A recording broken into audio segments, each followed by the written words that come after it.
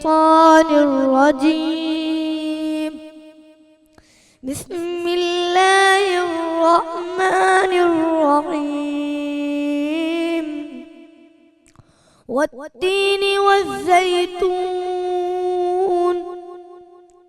وطور سينين وهذا البلد الأمين.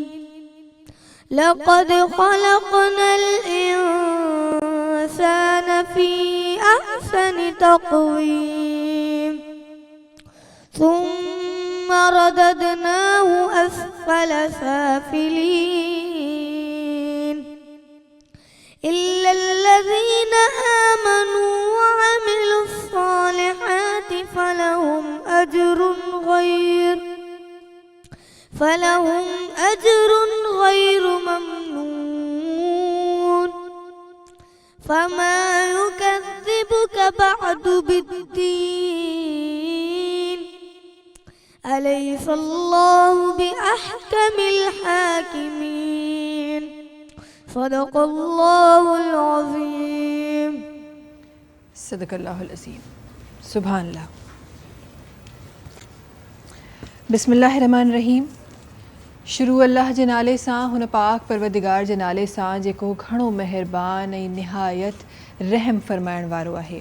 मूंखे ॾिसंदड़ तमामु नाज़रीन खे, हिते मौजूदु तमामु हाज़रीन खे महविश कुरैशी तरफ़ां अस्सलाम वालेकुम. ट्रांसमिशन जो आगाज़ तिलावत क़ुरान पाक सां कयो वियो. आवाज़ हो हाफ़िज़ बिलावल सुल्तान साहब जो. हमेशह ॾाढो प्यारे अंदाज़ में ॾाढी प्यारी तिलावत सां असांजी ट्रांसमिशन जो आगाज़ अल्हम्दुलिल्लाह थींदो आहे. अॼु हिकु ॿियो रोज़ो अल्हम्दुलिल्लाह तव्हां सां गुज़री रहियो आहे. हिकु ॿी इफ़्तार इंशाअल्लाह तव्हां सां गॾु गुज़रंदी. सिंस जॾहिं खां रमज़ान मुबारक स्टार्ट थियो आहे, असां खोड़ सारियूं प्लैनिंग्स कंदा आहियूं न, खोड़ सारियूं शयूं सोचींदा आहियूं त हीअ रमज़ान मुबारक अची वियो आहे, हीअं बि करिणो आहे, हूअ बि करिणो आहे. घरनि में इबादतुनि में मशगूल थी वेंदा आहियूं. सेट ते ट्रांसमिशन में हे बि कराइणो आहे, हे बि कराइणो आहे. पर आहिस्ता आहिस्ता जॾहिं ॾींहं वधंदा वेंदा आहिनि त ख़बर ई न पवंदी आहे त अॼु हींअर असां उन लम्हे में आहियूं, उन लम्हे में असां मौजूदु आहियूं जंहिं लम्हे में कुझु वक़्त खां पोइ रहमत जो अशरो अलविदा सां चई आयासीं, मग़फ़िरत जो अलविदा चवण वारा आहियूं ऐं पोइ रहिजी वेंदो असां वटि निजात जो अशरो. इंशाअल्लाह उन ते बि ख़ुसूसन प्रोग्राम ज़रूरु थींदो. अॼु हिकु शइ, नंढी शइ चवण जे लाइ लफ़्ज़ नंढो पर उनजो वज़न ॾाढो वधीक आहे. तकब्बुर हिकु अहिड़ो लफ़्ज़ आहे जंहिंमें मुंहिंजे दीन में कई दफ़ा जंहिंजी ममानियत कई वई आहे. तकब्बुर जंहिंजे लाइ हदीस मुबारक जी रोशनी में रसूल अकरम सल्लल्लाहु अलैहि वसल्लम फरमायो आहे त जंहिं माण्हू में को राई बराबरि, राई जो दाणो केॾो नंढो हूंदो आहे, जंहिं माण्हू में राई बराबरि बि अगरि तकब्बुर आहे त उहो जन्नत में शामिल नथो थी सघे. अल्लाहु अकबर. वरी तकब्बुर खे जॾहिं आलिम जेके दीन आहिनि, उलमा कराम आहिनि, उन्हनि वरी तकब्बुर जी अलॻि अलॻि डायरेक्शन्स असांखे सम्झाइण जे लाइ अलॻि अलॻि डायरेक्शन्स ॾेखारियूं आहिनि. असां नॉर्मली इहो सम्झंदा आहियूं तकब्बुर सिर्फ़ु उन इंसान में आहे शायदि जंहिं वटि पैसो आहे उहो ई तकब्बुर करे थो, पर ईअं न आहे. तकब्बुर जी पहिरीं सीढ़ी उहा आहे जेका तव्हांखे इल्मु हासिलु थिए थो. अक्सर असां इहो ॾिठो आहे, असां वटि उस्ताद आहिनि, असां वटि डिफरेंट जॻहियुनि ते असां डिफरेंट शयुनि में का शइ सिखी था वठूं, असां उहो इल्मु हासिलु कयूं था ऐं पाण खे सम्झूं था त शायदि असां वधीक बहितर आहियूं ऐं ॿियो असां खां बदतर आहे. इहा तकब्बुर जी पहिरीं निशानी. तकब्बुर जी ॿी सीढ़ी अलाह साईं रहम करे इबादत सां गॾु जोड़ी वई आहे. असां इबादत कयूं था ऐं इबादत करे पाण खे सुपीरियर सम्झी ॿियनि खे ॾिसूं था जेको इबादत नथो करे, जेको नमाज़ नथो पढ़े, जेको रोज़ा नथो रखे, ऐं असां चऊं था त कहिड़ो इंसानु आहे हे नमाज़ नथो पढ़े, रोज़ा नथो रखे.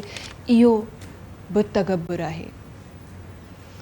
ऐं पोइ वञी टी सीढ़ी अचे थी जंहिंखे पैसे सां जोड़ियो वञे थो त उहो पैसो जेको तव्हां कमाए रहिया आहियो, जेको कुझु तव्हां वटि आहे, उहो तव्हां पंहिंजे पाण खे तव्हां सम्झो था त इहो असां कमायो आहे, असांजो आहे.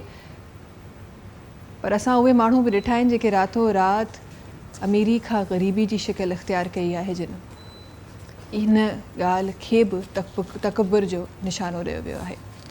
तकब्बुर जो असांखे क़ुरान पाक में बि हिकु आयत जे तर्जुमे में असांखे हिकु मिसाल सूरह फ़ुरक़ान में जंहिंमें फ़ुरक़ान पंहिंजे पुट खे हिदायत करे रहियो आहे, उन में असां सभिनी जे लाइ हिदायत आहे, असां सभिनी जे लाइ उहो मिसाल ॾिनो वियो आहे त माण्हुनि सां मुंहुं टेॾो करे न ॻाल्हायो, तकबर सां ज़मीन ते न हलो, छो त तकबर ख़ुदा ताला खे, तकबर करण वारो ख़ुदा ताला खे पसंदि न आहे। ऐं इन सां गॾोगॾु तेज़ आवाज़, वॾी आवाज़ सां ॻाल्हाइण वारे लाइ बि क़ुर पाक में इशारो आहे, सूरह फ़ुरक़ान में इशारो आहे त वॾी आवाज़ करे न ॻाल्हायो, वॾी आवाज़ त तेज़ आवाज़ त गॾह जी हूंदी आहे, ऐं बेशक त उनजी आवाज़ सभिनी खां बदतर आवाज़ आहे। ट्रांसमिशन में इंशाअल्लाह इन जो ज़िक्र रखंदासीं, खोड़ सारियूं शयूं आहिनि इंशाअल्लाह जेके शामिल करणियूं आहिनि, खोड़ सारियूं सम्झाइणियूं आहिनि जेके अॼु असांखे पंहिंजे प्रोग्राम में इंशाअल्लाह सिखणियूं आहिनि, छो त कॾहिं कॾहिं शयूं असांखे ख़बर न हूंदियूं आहिनि पर असां पंहिंजी ज़िंदगी में उहे शइ तमामु अमल करे रहिया हूंदा आहियूं ऐं उहे तमामु गुनाह असां खां सरज़द थी रहिया हूंदा आहिनि। अॼु इंशाअल्लाह कोशिशि कंदमि पई ट्रांसमिशन में कुझु मां बि सिखी सघां, तव्हांखे बि सेखारे सघां। ट्रांसमिशन खे स्पॉन्सर कयो आहे करशी जामे शीरी। करशी जामे शीरी जेको लाइफ लाइट रिफ्रेशिंग आहे, करशी जामे शीरी जेको रौनक रमज़ान आहे, करशी जामे शीरी रमज़ान जी ट्रेडिशन आहे, करशी जामे शीरी ख़ालिस आहे ऐं 100% प्योर अर्कियात सां ठहियल आहे। करशी जामे शीरी जा न सिर्फ़ु मशरूबात बल्कि करशी जामे शीरी इस्तेमालु थींदो आहे डिज़र्ट्स जी टॉपिंग में बि। इन सां गॾोगॾु ट्रांसमिशन खे स्पॉन्सर कयो आहे सुपर बिस्किट्स। सुपर बिस्किट्स जंहिंखे चयो वेंदो आहे सीधी सादी ख़ुशी है सुपर। इन सां गॾोगॾु जी ट्रांसमिशन खे स्पॉन्सर कयो आहे Tooba Pearl City. Saba Enterprises Builders and Developers जो ही प्रोजेक्ट आहे जेको मेन नेशनल हाईवे ते मौजूदु आहे। 80, 120, 150 ऐं 200 गज़ जा रिहाइशी प्लॉट्स ॾेई रहियो आहे ऐं 200 ऐं 400 गज़ जा कमर्शियल प्लॉट्स ऑफर करे रहियो आहे। तूबा पर्ल सिटी 6 सालनि जी आसान किस्तनि में, ऐं जेकॾहिं तव्हां कुल क़ीमत अदा करे सघो था त 40% डिस्काउंट, ऐं जेकॾहिं तव्हां सिन टीवी जा व्यूवर आहियो त मज़ीद 25% तव्हांखे डिस्काउंट ॾिए थो तूबा पर्ल सिटी। गॾोगॾु ट्रांसमिशन में असां सां गॾु साथ हूंदो आहे शेफ़ फैसल जो। शेफ़ फैसल असां सां गॾु आहिनि, उन्हनि जी तरफ़ वञी रही आहियां। अस्सलाम वालेकुम फैसल, कीअं आहियो? ख़ैरियत सां आहियो? ठीकु आहियो? तबियत ठीकु आहे?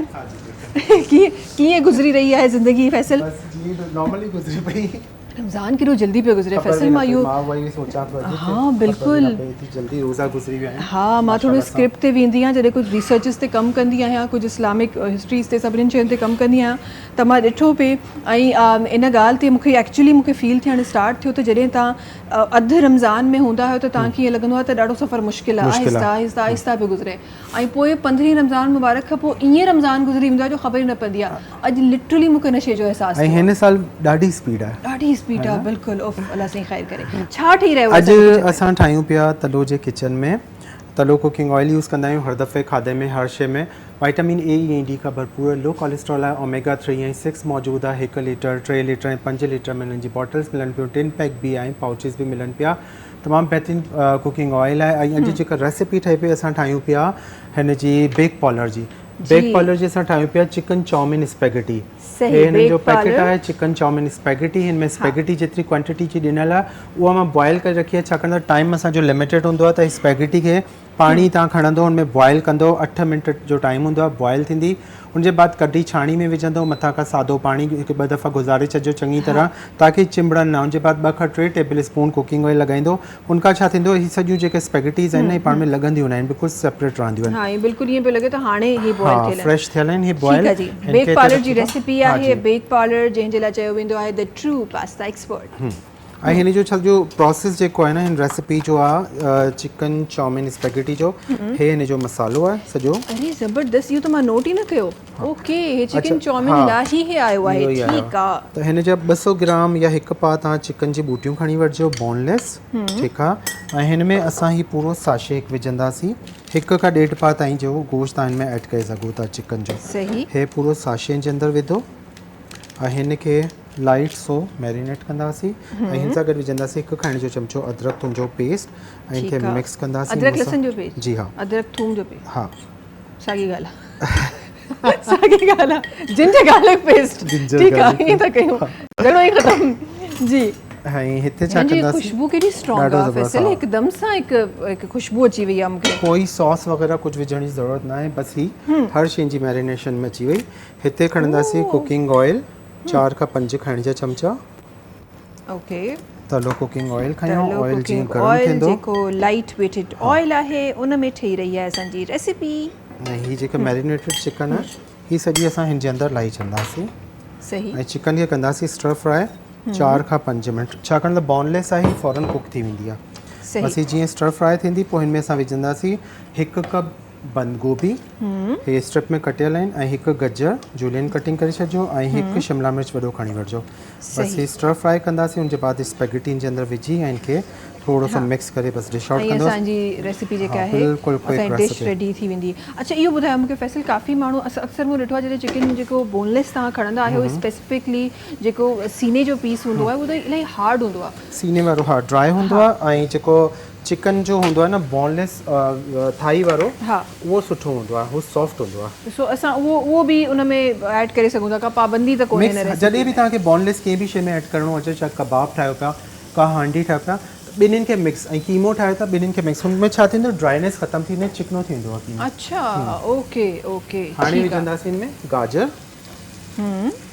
बंद गोभी सही छोकी चिकन असांजी बोनलेस चिकन जो कुकिंग टाइम हूंदो न स्टैंडर्ड टाइम आहे जो 7 मिनट्स 7 मिनट्स हा हुनजे अंदरि बिल्कुलु डन थी वेंदी आहे फुल डन थी वेंदी आहे। सही ऐं अगरि ओवर कुक थी वञे त पोइ हू हार्ड थियणु शुरू थी वेंदी आहे बोनलेस जेका ओके ऐं जेको हड्डी वारो चिकन हूंदो आहे न हुनजो कुकिंग टाइम हूंदो आहे 25 खां 40 मिंट उहो डिपेंड कंदो आहे तव्हांजी रेसिपी जे मथां लेकिन बोनलेस जैसा जीअं रेस्टोरेंट्स वग़ैरह में ठहंदो आहे उहो 7 मिंटनि में फ्राई थी वेंदी आहे। तॾहिं उहो फॉरन सां खणी ईंदा आहिनि असां घरनि में कलाक लाहींदा आहियूं।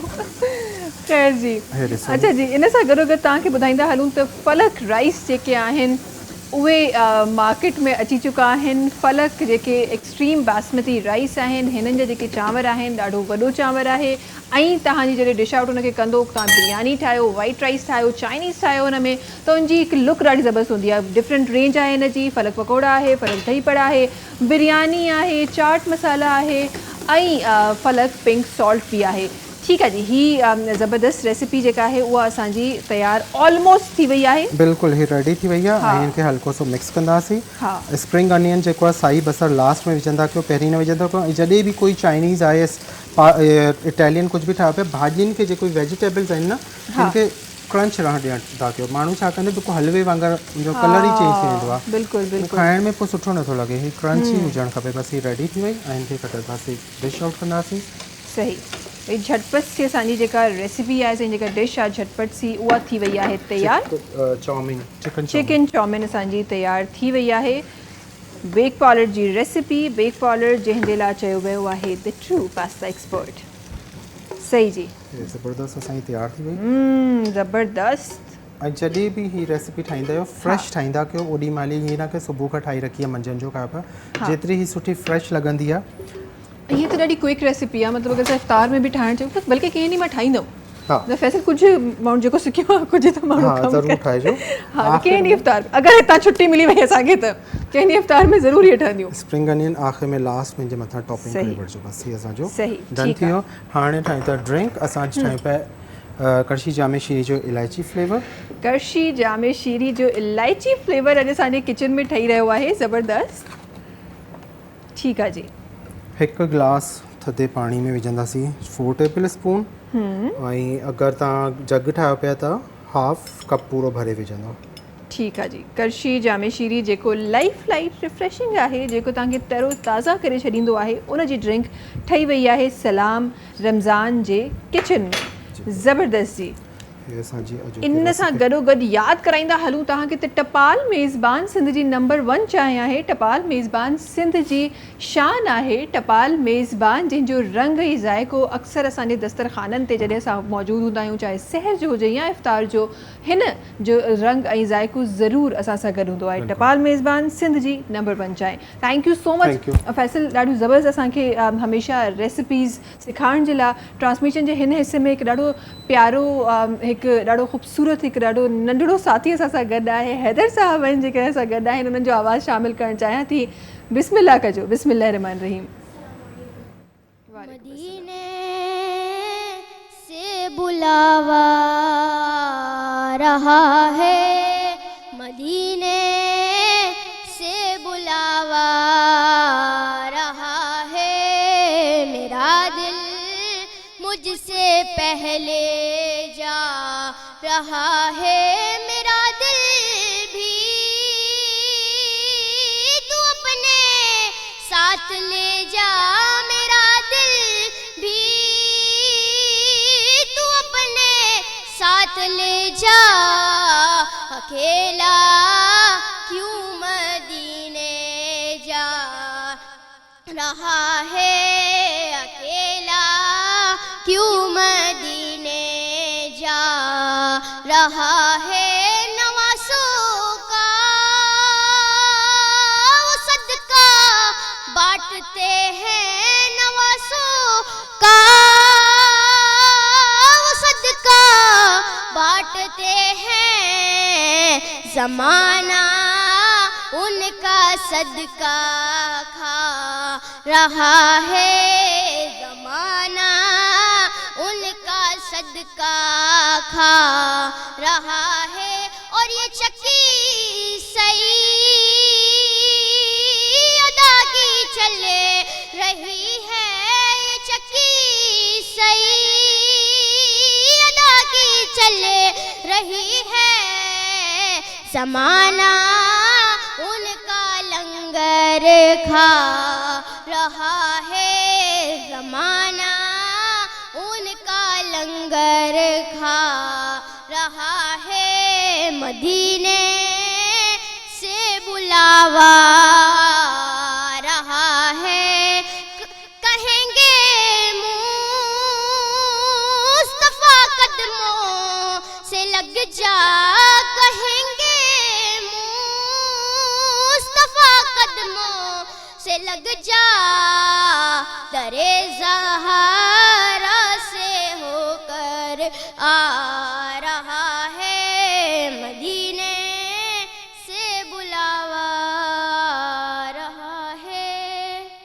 سلام رمضان، سلام رمضان، سلام رمضان سگد ایک دفعہ بیہر تاں سبنی سامو حاضر ہیں، سگد کچھ بیا ساتھی ہیں جے کہ جڑیا ہیں تاں روچی طرف ونن چاہاں تھی، سبنی کا پیر سگد تشریف فرما ہیں علامہ سید ناصر حسین نقوی صاحبن جن اساں کے جوائن کیا ہوا ہے، وڈی مہربانی علامہ صاحب ود کری تاں سائیں ٹرانسمیشن میں جوائن کیا ہوا ہے، گرو گئے سبد ایک بھی پرسنالٹی ہے، پان ایک ایجوکیشنسٹ بھی آہن، موٹیویشنل اسپیکر بھی آہن، سوشل ایکٹیوسٹ بھی آہن، جن جی اساں نے معاشرے میں الہی ضرورت ہے، محمد یاسر اقبال صاحبن جن اساں کے جوائن کیا ہوا ہے، وڈی مہربانی تہاں جی بھی وقت کری سائیں ٹرانسمیشن میں اچن چیوں آوازوں ہیں جن اساں کے جوائن کیا ہوا ہے، ڈاکٹر راشد سلطانی صاحب جن اساں کے جوائن کیا ہوا ہے، ڈاکٹر طلحہ قادری صاحب جن اساں کے جوائن کیا ہوا ہے، وڈی مہربانی تابنی جی بھی اساں گڈ اساں ٹرانسمیشن میں وقت ڈیئن جی۔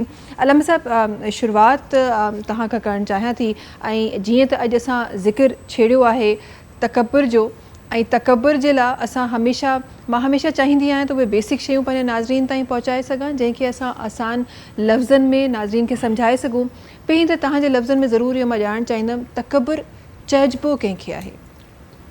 اعوذ باللہ من الشیطان الرجیم، بسم اللہ الرحمن الرحیم۔ سبقاں پیراں تمام عالم اسلام کے جا جے روزہ ہی ہلن تھا پیا تمام کے میں مبارکباد پیش کرن چاہیاں تو، حقیقتاً ہی ماہ رمضان المبارک ایک بابرکت رحمت نے برکت جو مہینو ہے، بے شک حقیقت کے اگر مد نظر رکھندے ان شے کے ڈٹھو ونے تو ماہ رمضان المبارک اللہ کے ہن دین کے، اللہ کے ہن اسلام کے سمجھण ہے، ان سمجھण میں تمام تر ہر پہلو اچے تو، جیاں روزو ہے، تکبر ہے، تکبر اصل جیکا شے ہے ایک اوہا بیماری ہے جیکا انسان کے کدیں بھی کامیاب تھیण نہ تھیجے، تکبر ایک بیماری جو نالو ہے چلی، حتیٰ کہ تواں ॾिसो त शैतान इबलीस ॿियो कुझु कमु न कयो, अबा वस्तकबिर वकान मिनल काफ़िरीन, शैतान हिकु तकबुर कयो हुयो, उन तकबुर जे करे ई हू काफ़िर थी वियो। ऐं जेको जेको इंसानु पंहिंजे दिलि में तकबुर पैदा करे थो त उहो इंसानु काफ़िरीन जे लिस्ट में अची थो वञे। छाजे करे त मुतकबिर इंसानु थी नथो सघे, इंसान में हमेशह आजिज़ी, इनक़सारी, न्याज़, निवड़त, इहा असल इंसानियत जी ख़ासि ख़ुसूसियत आहे। यानी इंसान जेको आहे हीउ अलाह पाक जो हक़ीक़ी बंदो आहे, ऐं बंदो कॾहिं बि मुतकबिर न थिए।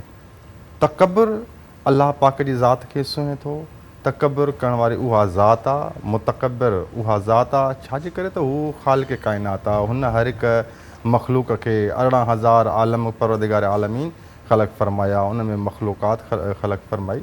ऐं तकबर जेको आहे, तकबर अगरि अनाज जे चाहे कहिड़ी बि इबादत हुजे, चाहे उहा इबादत तव्हां क़ौली इबादत कयो था या तव्हां फ़इली इबादत कयो था, तव्हां नमाज़ पढ़ो था या तव्हां रोज़ो रखो था या तव्हां कंहिं बि इबादत में अदा करे रहिया आहियो, त उन इबादत में अगरि अनाज जे दाणे बराबरि बि तव्हां तकबर रखो था त उहा इबादत तव्हां असांजे मुंहं ते मारी वेंदी।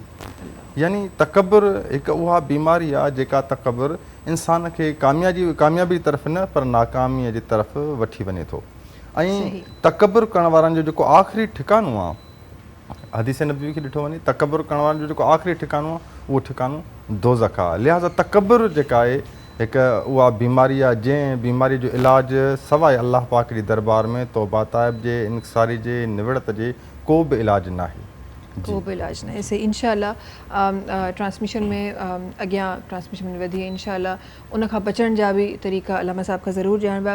मोहम्मद यासिर साहब सां गॾु आहिनि, ॾाढो ख़ूबसूरत कमु मुआशिरे में करे रहिया आहिनि, माशाअल्लाह डिफरेंट जॻहियुनि ते डिफरेंट सर्विसिस ॾेई रहिया आहिनि। सभिनी खां पहिरीं त मोहम्मद यासिर साहब ज़रूरु इहो ॼाणणु चाहींदमि त हिन वक़्तु एज़ सोशल एक्टिविस्ट जॾहिं तव्हां मुआशिरे खे ॾिसो था, स्पेसिफिकली पाकिस्तानी मुआशिरे खे ॾिसो था, कहिड़ियूं परेशानियूं तव्हांखे नज़र अचनि थियूं हिन मुआशिरे में? वेल हाणे it's a very long list परेशानी जे हवाले से, लेकिन अगर मल्टीपल सॉल्यूशंस आहिनि, लेकिन अगर आउं बिल्कुलु मुख़्तसरन ॻाल्हि करां कि सॉल्यूशन असल में करो आहे तो हिकिड़ी बहुत मशहूर मारूफ़ हदीस है बुखारी शरीफ जी, तलबुल इल्मी फरीज़तुन अला कुल्लि मुस्लिम। इल्म सीखनो और कमा क़ाल अलैहिस्सलाम हर मुसलमान मथे फ़र्ज़ है। अनफॉर्चुनेटली पां एजुकेशन से बहुत दूर हूँ। This is the core issue. मतलब समाज जी हर बुराई जी वजह कम इल्मी है। सही। जिन माशरे में इल्म होनो वो माशरो ऑटोमेटिकली बैलेंस थी वेंदो। अगर आई तारीख़ ते नज़र दौड़ायो, लेट सपोज अगर सिंध जी मिसाल ॾियां तो 5000 ईयर्स बैक मोहिंजो दड़ो वो इल्म में बधे से अॻियां हुआ। हूज वजह भी कि अच 5000 वर बाद भी मोहिंजो दड़ो जी मिसाल ॾींहं में अचे थी। तो वो मिसाल ॾींहं जी वजह एक्चुअल में हीअ आहे कि हू बा इल्म हुआ ने उन सजी उन ख़िता अर्ज़ में जो असांखे तारीख़ जा शवाहिद मिलनि था जी, वो बदे से ज़्यादा एजुकेटेड हुआ। सही सही। वो एजुकेशन जी जो चीज़ूं आहिनि वो रिफ्लेक्शन जो आहिनि उन जी हर चीज़ में नज़र अचे थी। तो सिमिलरली जॾहिं आहिनि समाज में प्रॉब्लम्स हूंदी थियूं तो उनजो डायरेक्ट इनडायरेक्ट रिलेशन हो तो एजुकेशन में थे। सही सही। अगर आहिनि जो समाज में एजुकेशन न आहे, हिन लॻे एजुकेशन जो आहे हू कॉम्पिटेंसी पैदा करे थी, काबिल माण्हू पैदा करे थी, बिल्कुल ने बदे से अहम है बर्दाश्त पैदा करे थी। सही। जहालत में ज़िद आहे, इल्म अहले इल्म ज़िद में ना होनो। हज़रत अली जो मशहूर कौल है कि अकड़ मुर्दे जी पहचान है। हाँ। अहले इल्म झुकेलो होनो, आजिज़ होनो। जिस तरह अल्लामा साहब जो फरमाया तकब्बुर जी नफ़ी आजिज़ी है, मुतज़ाद आजिज़ी है। सही। तो इल्म is the most important thing what I can understand. सही। जो भी चीज़ आई अगर पां पोते जी एजुकेशन में थे, अच्छा एजुकेशन से मुराद फ़कत स्कूलिंग ना है। अनफॉर्चुनेटली पां असल में घर में भी तरबियत ना करी रही है। ने पां चाहिए तो कि एजुकेशन इंस्टीट्यूट्स बच्चे जी तरबियत करन। हाँ। तालीम और तरबियत these are the two different things. हाणे पंहिंजी ख्वाहिश ही है समाज में एज ए पेरेंट कि एजुकेशन इंस्टीट्यूट्स तालीम ने तरबियत बोई करन, जॾहिं कि अहिड़ो थी न सघंदो। एजुकेशन इंस्टीट्यूट सिर्फ एजुकेशन दी ना, तरबियत घरें से थिए थी। सही सही। According to my point of view education is the most important thing. इस्लाम भी इन जी ॻाल्हि करे तो, अखबार भी पाकि हीच मिलनि था, साहब कराम जी ज़िंदगी नारजे, अहले बैत जी ज़िंदगी नारजे। बदे से वधारे एम्फेसाइज़ एजुकेशन मथे आहे ने बदे से वधारे फोकस ने फज़ीलतूं भी इल्म जी आ वियूं आहिनि। सही सही। ऐं ही एजुकेशन हिकु अहिड़ो टॉपिक आहे मुआशिरे जो जेको माज़रत सां उन ई मुआशिरे जो असां हिसो आहियूं, पर माज़रत सां असां वटि ॿ हिकु सेक्टर नज़र अचनि था। हिकु उहो जेको ॾाढी सुठी, ॾाढी ज़बरदस्त, ॾाढी स्टैंडर्ड एजुकेशन हासिलु करे रहियो आहे, एजुकेशन जे नाले ते डिग्रीज़ हासिलु करे रहियो आहे। ऐं हिकु वरी उहो तबिको आहे जेको पावर्टी जे उन सतह खां हेठि आहे जेको शायदि पाण स्कूल ॾिसी बि नथो सघे। असां उन्हनि मुआशिरे में विरहायल आहियूं। सो चैलेंजिस त आहिनि, पर रमज़ान जो महीनो आहे, दुआउनि क़बूलियतुनि जो महीनो आहे। दुआ कयो त ही तमामु जेके चैलेंजिस आहिनि उहे असांजे भेण भाउरनि ते जेके आहिनि, असांजे घरनि में जेके आहिनि, जेके तकलीफ़ूं आहिनि, ख़ुदा ताला उन्हनि तमामु तकलीफ़ुनि खे ख़तमु करे छॾे। ट्रांसमिशन ख़ूबसूरती सां अल्हम्दुलिल्लाह जारी आहे। ख़ूबसूरत ॻाल्हियूं थी रहियूं आहिनि, कुझु सम्झण जी, कुझु सिखण जी कोशिशि करे रहिया आहियूं। ऐं हूअं बि असांजो दीन चयो इहो वेंदो आहे त जॾहिं तव्हां इल्म जी ॻाल्हि कयो था, इल्मु हासिलु करण जी ॻाल्हि कयो था, त इहो त असांजे दीन में हुकुम आहे त इल्मु हासिलु करण जे लाइ तव्हांखे सफ़रु करिणो पए, त बेशक सफ़रु कयो ऐं इल्मु हासिलु कयो। इनशा को खोड़ सारियूं शयूं इनशा सिखंदासीं। हूअं बि चवंदा आहिनि त इल्मु हासिलु करण जो को दाइरो न हूंदो आहे, को फुल स्टॉप न आहे। त इनशा सिखंदा रहंदासीं। ट्रांसमिशन में अहिड़ियूं ॻाल्हियूं ज़रूरु कंदासीं जेके तव्हांजे ऐं मुंहिंजे सिखण वटा हुजनि। वक़्तु आहे ब्रेक जो। ट्रांसमिशन में तव्हां सां मुलाक़ात कयूं था हिन नंढी ब्रेक खां पोइ। सलाम रमज़ान, सलाम रमज़ान।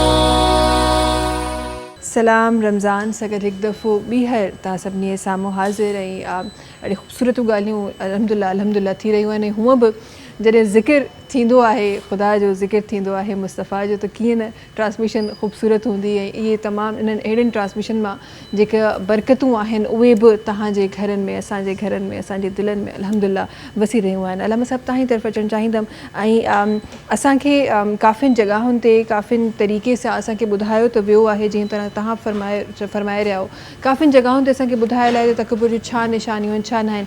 इन खां बचिजे कीअं अलामा साहिबु? इहो ज़रूरु चाहींदमि ट्रांसमिशन में शामिलु कजे। जी, तकबर खां बचिजे कीअं? सभ खां पहिरियां त सूरत ज़ारियात जी आयत में ख़ुदा ताला फरमाईंदा वमा ख़लक़तुल जिन्न वल इंस इल्ला लियअबुदून। परवरदिगार आलमीन फरमाईंदा त मां जेको इंसाननि खे पैदा कयो आहे उहो इन गर्ज़ सां पैदा कयो त हू इबादत कनि, लियअबुदून यानी हू इबादत करनि। असुल इबादत जेका आहे उन इबादत, उहा इबादत मज़ीद फ़ोक़ियत रखे थी जंहिं इबादत में मार्फत हुजे। बग़ैर मार्फत जे का बि इबादत क़ाबिल क़बूल न आहे। अवल ज़ाहिरी ॻाल्हि आहे, मार्फत जेका हिकिड़ी अहम पॉइंट आहे हर इबादत जे लाइ, हर हिकु चैप्टर जे लाइ, हर हिकु प्रोग्राम जे लाइ मेन इशू आहे मार्फत। मार्फत अगरि अलाह पाक जी तव्हां असां वटि मौजूदु आहे त असां उन मार्फत जे मुताबिक़ अलाह पाक जी इबादत बहितर से बहितर अंदाज़ में करे सघूं था। मार्फत दरअसल लियअबुदून, असल लियअबुदून जो जेको मफ़हूम आहे उहो आहे लियअरिफून, यानी तव्हां मार्फत रखो अलाह पाक जी, तव्हां मार्फत रखो। यानी वमा ख़लक़तुल जिन्न वल इंस इल्ला लियअबुदून, यानी तव्हां मां हर हिकु इंसान जी ज़रूरत उहो अलाह पाक जी इबादत करनि, इन गर्ज़ सां पैदा कयो आहे, को ॿियो गर्ज़ न आहे। उन इबादत जो असुलु मक़सदु आहे यानी अलाह पाक जी तव्हां मार्फत में रखो। लियअरिफून यानी अलाह पाक जी तव्हां सुञाण रखो। अलाह पाक जी अगरि तव्हां सां सुञाण रखूं था त पोइ उन में सुञाणप जूं खोड़ सारियूं निशानियूं आहिनि। अवल त इंसानु, जेको इंसानु पंहिंजो पाण खे सुञाणे थो उहो इंसानु अलाह पाक खे सुञाणे थो। जंहिं इंसान खे पंहिंजी पहचान न आहे उहो इंसानु अलाह पाक जी पहचान नथो करे सघे। तकबर जो जेको तालुक़ु आहे उहो इंसान जी पंहिंजी ज़ात सां तालुक़ु आहे। यानी त उन इंसानु अञा पंहिंजे दिलि में जेको तकबर पैदा कयो आहे उन इंसानु पंहिंजो पाण खे ई न आहे सुञातो। न त इंसान जी जेका जिस्म जिस्मानियत आहे, इन जिस्म जिस्मानियत सां तकबर जो को तालुक़ु ई न आहे। अगरि इंसानु हिन पंहिंजे जिस्म जिस्मानी सां तकबर को इंसानु करे थो, बाज़ औक़ात रियाकारी आहे। रियाकारी इंसानु हिकु नंढिड़ो कमु मुआशिरे में करे थो, उन कम जे पोयां बि इंसानु इहा शइ सोचे थो त शायदि हीउ जेको मां कमु कयां थो इन कम में मूंसां ॿ चारि माण्हू ॾिसनि, ज़मानो ॾिसे, मुआशिरो ॾिसे त मां हेतिरो कमु कयां थो। यानी इंसानु रियाकारीअ में। अगरि इंसानु का बि इबादत करे त उन इबादत में इंसान जे ज़हन में इहा शइ न हुजे त मां जेका हीअ इबादत कयां थो इन इबादत में ॿ पाड़े वारा ॾिसनि, ॿ मोहल्ले वारा ॾिसनि या फलां ॾिसनि त मां एतिरी इबादत कयां थो, मां हेतिरो इबादत गुज़ार आहियां। यानी जेका रियाकारी आहे उहा बि तकबर खे दिलि में पैदा करे थी। तकबर खे आणण जी जेका रियाकारी आहे, इंसानु इबादत करे थो, उन इबादत में रियाकारी जेका उहा बि हिकिड़ी वॾे में वॾी बीमारी आहे चयो वञे। यानी तकबर खे पैदा करणु जेको आहे उहो रियाकार इंसान जो कमु हूंदो आहे। त रियाकारी यानी इंसानु ॾेखा, जेको बि इंसानु नंढो कमु करे, ताकी अॼोके दौर में ॾिठो वञे, मुआशिरे में ॾिठो वञे त इंसानु जेका नंढी इबादत करे थो, अगरि इंसानु नंढी हिकु नेकी करे थो उन नेकीअ जे पोयां बि इंसानु रियाकार थी थो वञे। यानी इंसानु चवे थो हीअ जेका नेकी आहे मां कयां थो, ताकी हदीसे नबी में ॾिठो वञे या इमाम मासूम अलैहिस्सलाम जी ज़िंदगी खे, उन्हनि जी सीरत खे ॾिठो वञे त उन में आहे त अगरि जी तव्हां कंहिंसां नेकी कयो था त उहा बि तव्हां ख़ामोशीअ में, तव्हां लिक में तव्हां उन सां नेकी कयो, जीअं उहा नेकी जेका तव्हांजी क़बूल थी वञे। पर तव्हां असां पंहिंजे दिलनि में इहे रियाकारी रखी करे या तकबर अंदर में रखी करे कि पंहिंजी का अना रखी पंहिंजी हिकिड़ी वॾाई जॾहिं असां रखूं था उन खां बाद बि हिकिड़ो इंसानु जेको आहे मुतकबर थी थो वञे। इंसानु अगरि इन तकबर खां बचणु चाहे थो त इंसानु सूरत मोमिनून में परवरदिगार आलमीन फरमाइनि था सूरत मोमिनीन जो कॾहिं बि मां तव्हांजे तरफ़ सां तमामु उम्मत मुस्लमान तमामु मोमिननि खे इहा गुज़ारिश कंदो त सूरत मोमिनून जो तव्हां तर्जुमो पढ़ो त परवरदिगार आलमीन पंहिंजे मोमिननि सां पंहिंजे बंदनि सां छा इरशाद फरमाए थो। परवरदिगार आलमीन सूरत मोमिनून में इहो इरशाद फरमाए थो त ए इंसान तूं यादि कर त तूं आख़िर हिन दुनिया में आयो आहीं त तुंहिंजो मक़सदु छा आहे, तुंहिंजो गर्ज़ छा आहे, तूं पंहिंजी असलियत खे ॾिस त तुंहिंजी असुल पैदाइश छा आहे। यानी उन में इंसान आख़िर बि वक़्तु ॾियारे परवरदिगार आलमीन उन जी पैदाइश बि यादि ॾियारे थो त हुन जी मौत बि यादि ॾियारे थो। यानी इन पैदाइश ऐं मौत जे दरमियान में जेका ज़िंदगी आहे उन ज़िंदगीअ में जेका इंसान जी उथणी आहे वेहणी आहे करणी आहे उन में तकबर जो को बि वास्तो को ताल्लुक़ ई न ताल्लुक़ ई कोन्हे। हूअं बि अलामा साहिब अगरि ट्रांसलेशन जी ॻाल्हि कयूं क़ुरान पाक जी त क़ुरान पाक जी ट्रांसलेशन त असांजी ज़िंदगी जा अगरि असां पढ़ूं ऐं उन ते अमल कयूं ऐं उनखे सम्झूं त ज़िंदगी जे हर मसइले जो हल असांजो उते ई निकिरी वञे। असां गॾु जनाब तशरीफ़ फरमा आहिनि ज़रूरु छो त मसइलनि जी ॻाल्हि थी आहे ऐं ज़ाहिर अलाह ताला पंहिंजा उहे ज़रिया उहे मख़सूस बंदा चूंडींदो आहे जेके माण्हुनि जे लाइ मुश्किल हल करण जे लाइ को ज़रियो ठहंदा आहिनि ऐं उन्हनि में तव्हांजो बि नालो अल्हम्दुलिल्लाह शामिल आहे। I don't want to go इन टू डिटेल्स छो त तव्हां चयो त उन ते असांखे वञिणो न आहे त विल नॉट गो दैट वे। पर उन मुश्किल खे सम्झण जो जेको अमल आहे उन आम इंसान सां कनेक्ट थियण जो हिकु जेको अमल आहे हिकु सोशल एक्टिविस्ट जो उन अमल जे बारे में ज़रूरु चाहींदमि त नाज़रीन सां शेयर कयो। इनमें हिकिड़ी चीज़ बताना असल में हिकिड़ो बहुत वॾो मिसकॉन्सेप्शन आहे पंहिंजे समाज में उहो एजुकेशन जो मसइलो आहे। मिसकॉन्सेप्शन हीअ आहे कि दीन अलॻि आहे न दुनिया अलॻि आहे। हाँ एक्चुअल में हेड़ो आहे न बेशक बेशक। इनजी बहुत सिंपल एग्जाम्पल के बतानो सूरह मुल्क जी बि आयत है अल्लज़ी ख़लक़ल मौता वल हयाता लियब्लुवकुम अय्युकुम अहसनु अमला। असां ज़िंदगी ने मौत की तख्लीक करी आहे लियब्लुवकुम ताकि नार जे अय्युकुम अहसनु अमला आए में से बेहतरीन अमल करने केरु अचे थो। ज़िंदगी जी जो असल गिर्द है न वो अहसन अमल थे अहसनु अमला कि बेहतरीन अमल करो है।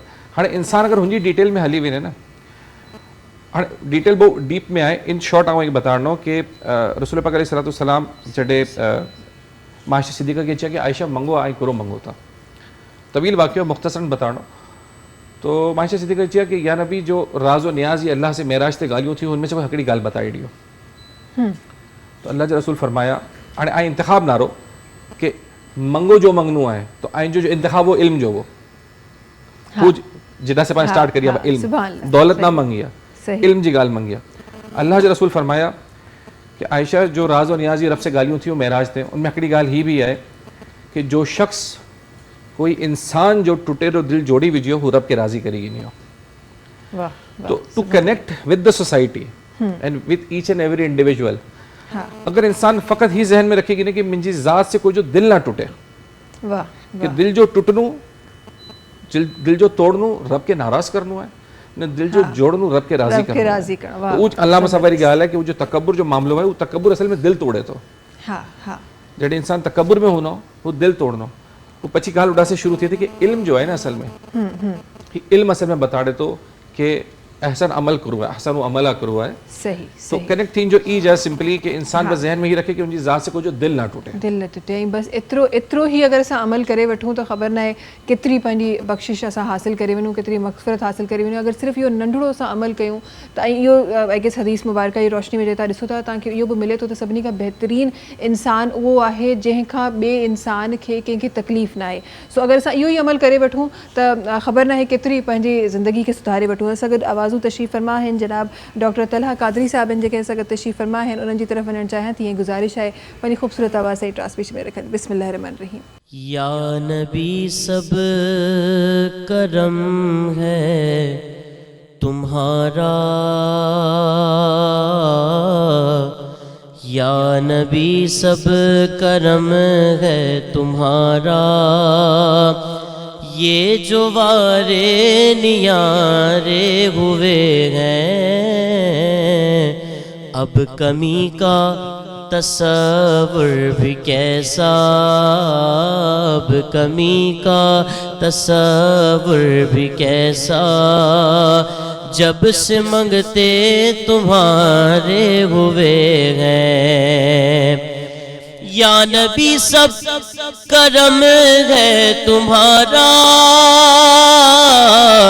یہ جو وارے نیارے ہوئے ہیں اب کمی کا تصور بھی کیسا سنے آقا اب کمی کا تصور بھی کیسا جب سے منگتے تمہارے ہوئے ہیں اور کوئی منہ نہ لگاتا تھا ہم کو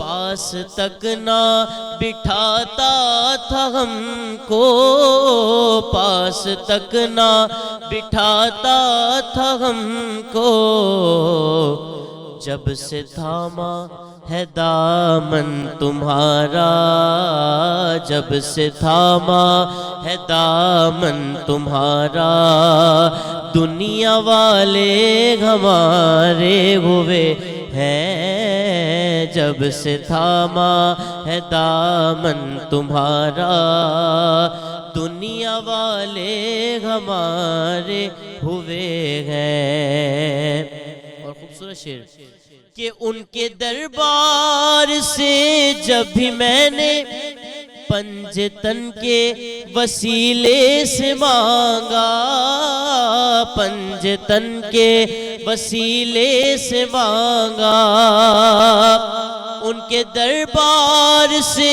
جب بھی میں نے پنجتن کے وسیلے سے مانگا پنجتن کے وسیلے سے مانگا تو پھر مجھ کو خیرات فوراً ملی ہے مجھ کو خیرات فوراً ملی ہے اور خوب میرے گزارے ہوئے ہیں مجھ کو خیرات فوراً ملی ہے خوب میرے گزارے ہوئے ہیں اور چاہتے ہو اگر نیک نامی تو آل زہرا کی کر لو غلامی آل زہرا کی کر لو غلامی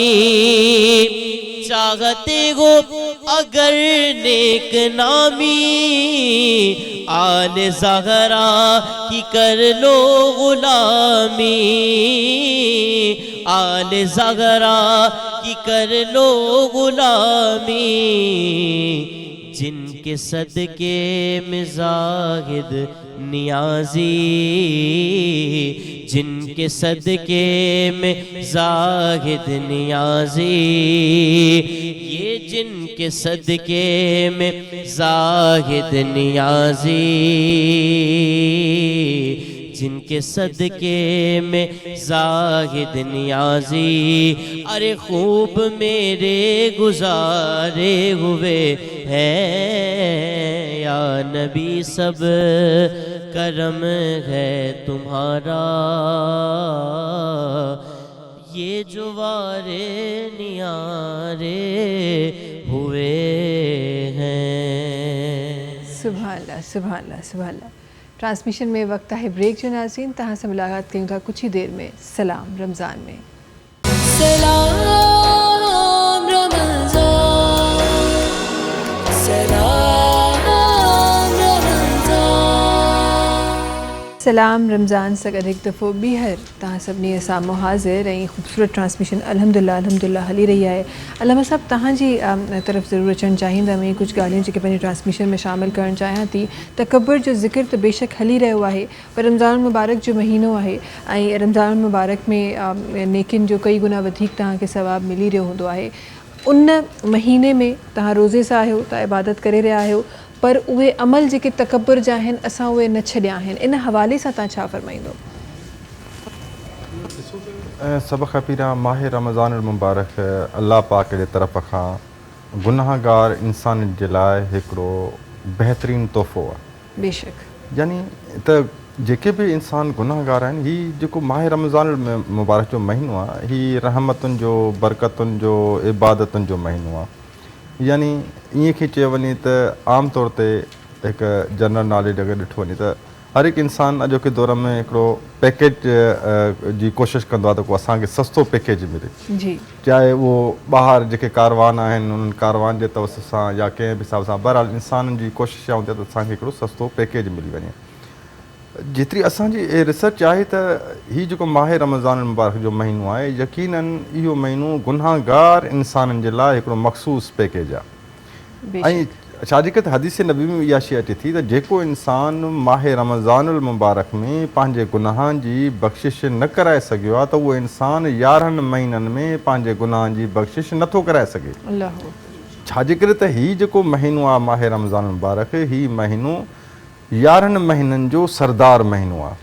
हीउ जेको महीनो आहे, हिन महीने जी हिकु सात आहे, जेका घड़ी आहे उहा बाबरकत घड़ी आहे। यानी हीउ जेको महीनो आहे, हिन महीने में क़ुरान मजीद पढ़ण जो ई एतिरो सवाबु आहे त अगरि हिन महीने में तव्हां क़ुरान मजीद जी हिकिड़ी आयत जी तिलावत कयो था त आम महीने में जेके 11 महीना आहिनि, ईअं खे चयूं त उन में तव्हां पूरे ख़तम क़ुरान जो तव्हांखे जेको सवाबु मिली सघे। हिन महीने में तव्हांखे पूरे ख़तम माने हिकु आयत जे बदिले तव्हांखे 6666 आयतुनि जो तव्हांखे सवाबु मिले थो।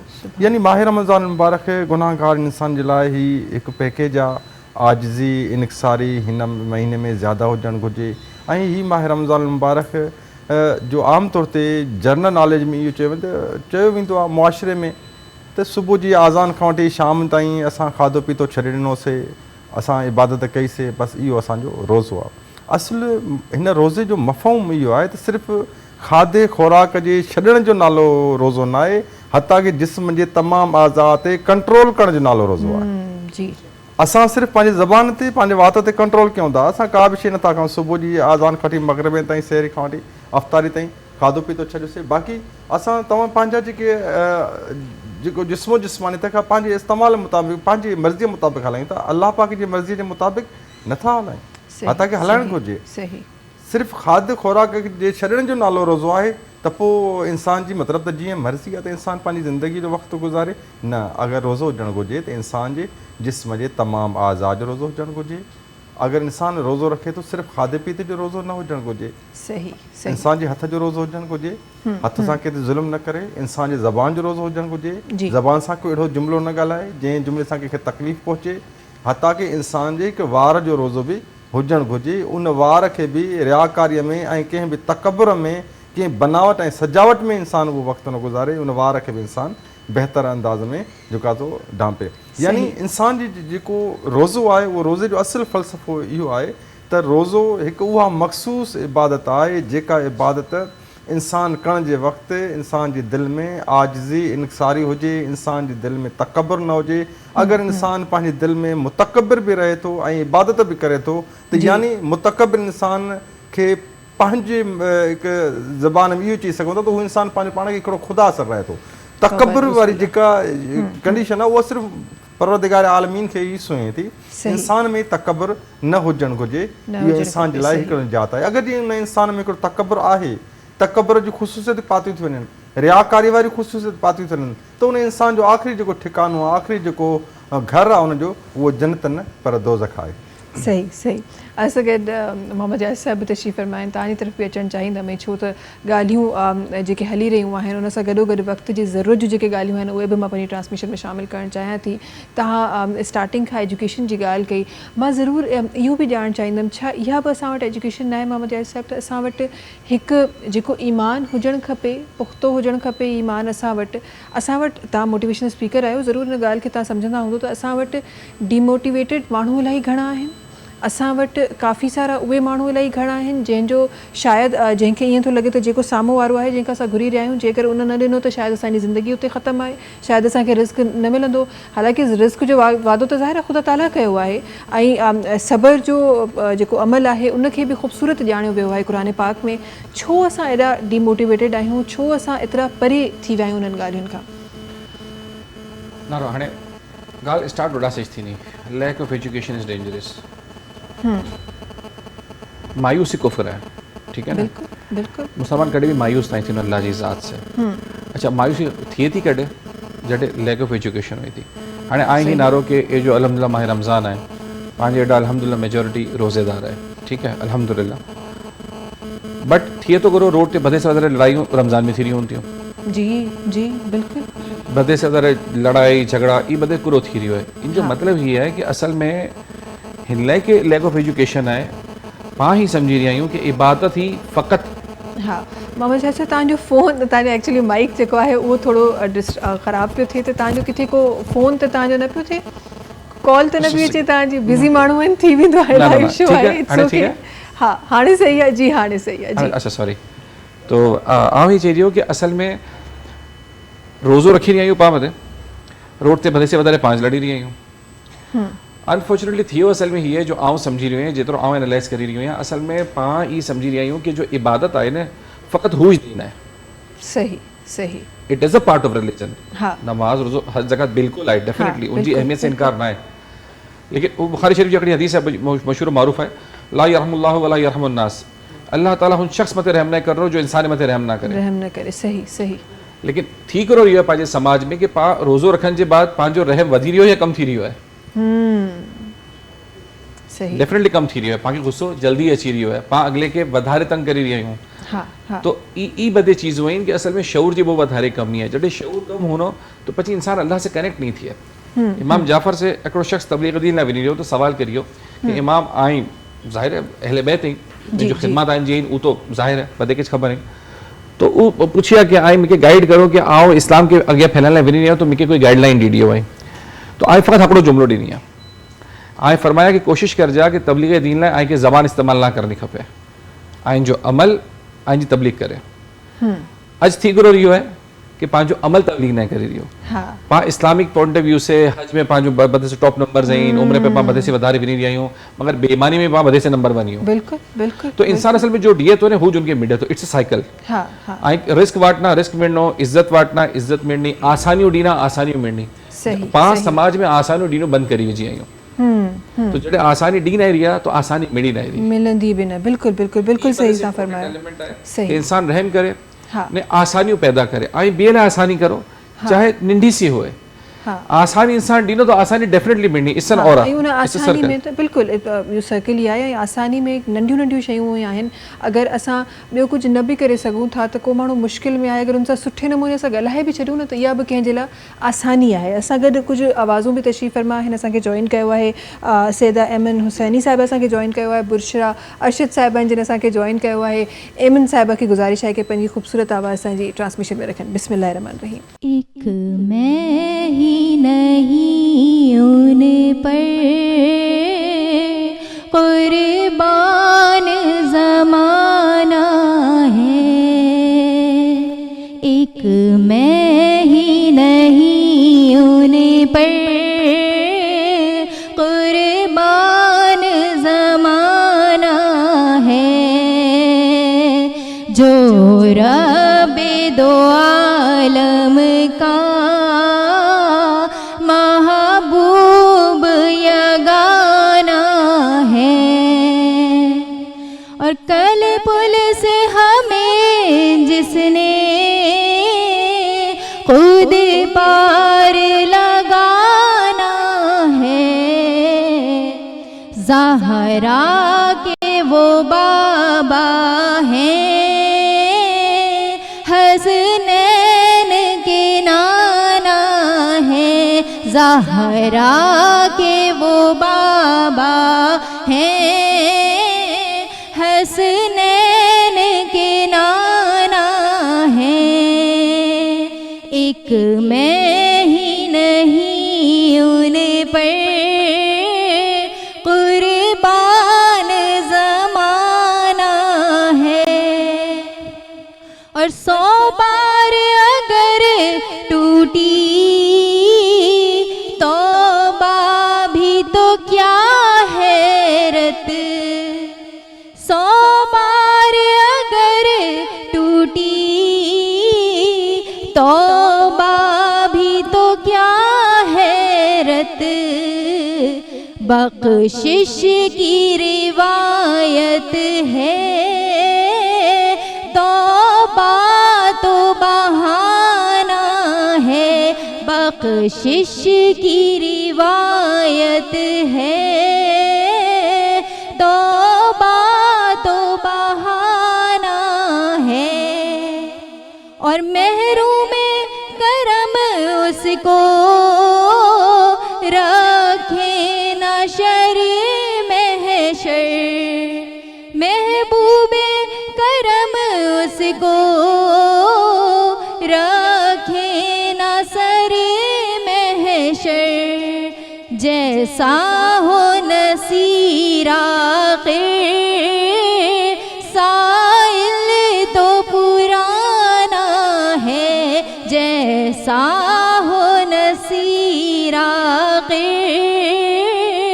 سائل تو پرانا ہے، ایک میں ہی نہیں ان پر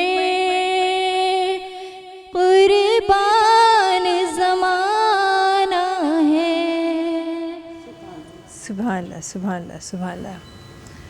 ایک بھی آواز سگت تشریف فرما ہے بشرا ارشد صاحبان جے سگت تشریف فرما ہیں، گزارش ہے تاں کہ تو اپنی خوبصورت آواز اسائیں ٹرانسمیشن میں رکھیں۔ بسم اللہ الرحمن الرحیم۔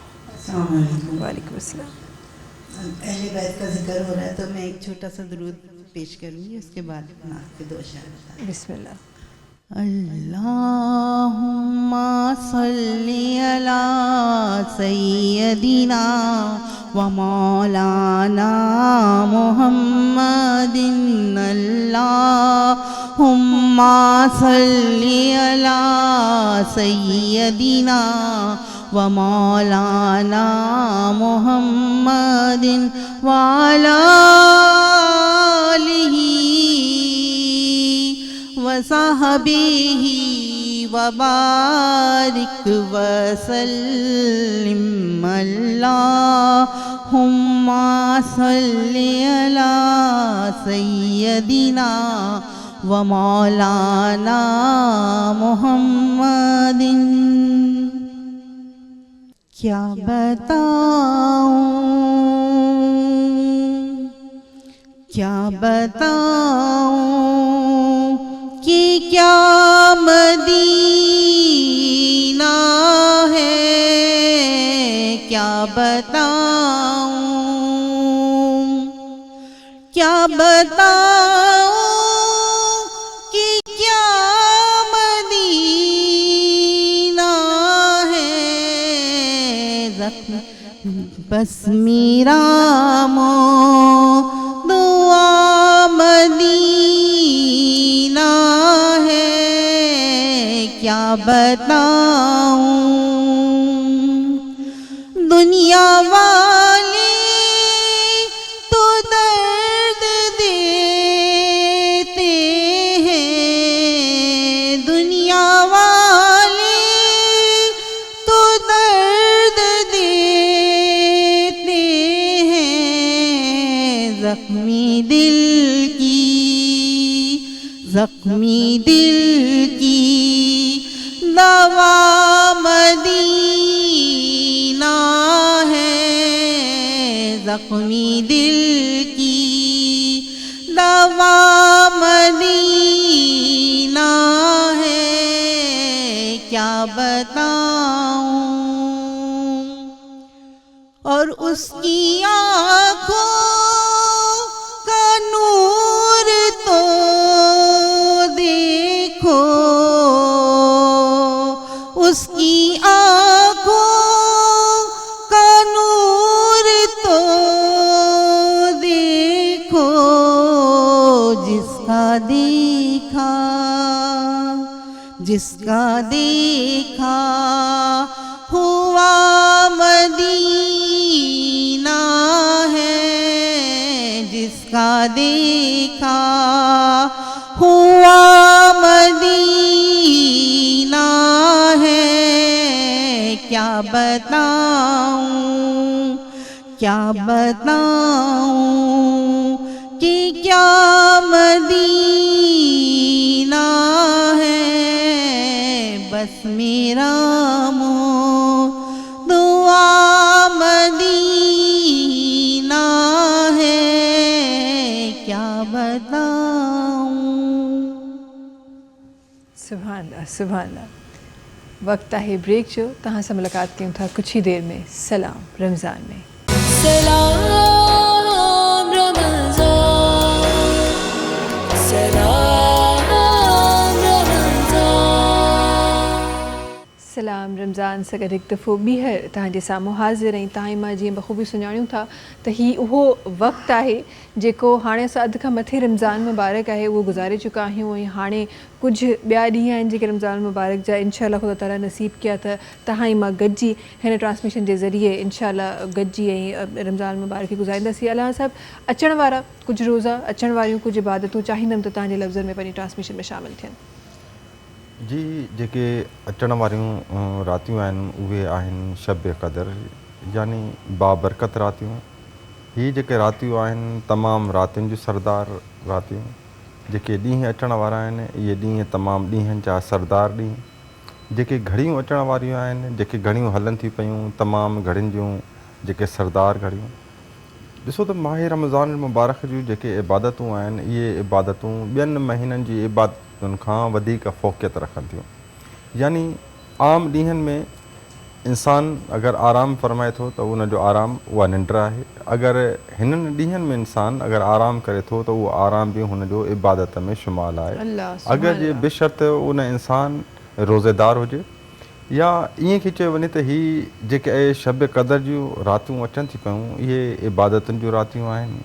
बिलख़ुसूस राति जेका शब अचण वारी आहे 19 ज़रबत अमीर अल मोमिनीन अली बिन अबी तालिब अलैहिस्सलाम जी मुनासिबत सां ऐं मख़सूस इमाम जाफ़र सादिक़ अलैहिस्सलाम जिन फरमाइनि था त जेका 19 रमज़ानुल मुबारक जी राति आहे उन्हीअ में इंसान जी तक़दीर तब्दील थींदी आहे।